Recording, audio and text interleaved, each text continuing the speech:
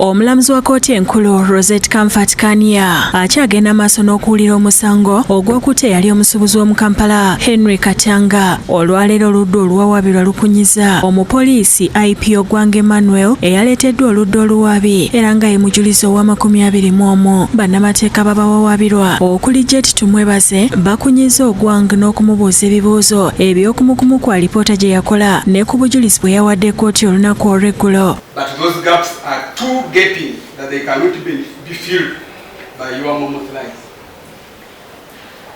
My Lord, the evidence I'm giving or I started giving yesterday, gave it on hold. That is the truth, nothing but the truth.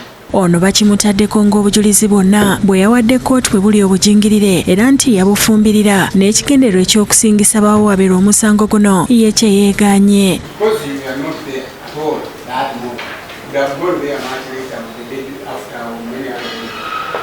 You could not therefore have been.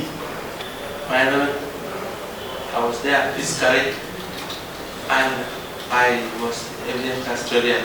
Bongedde okukuba ebituli mu bujulizi bwe ne bamuzannyira n'obutambi bwa CCTV camera y'omu maka g'omugenzi Katanga mwe bamubuuliza ebibuuzo ebimu ne bimumega. Confirm that Exhibit H is hair strands from washroom door frame.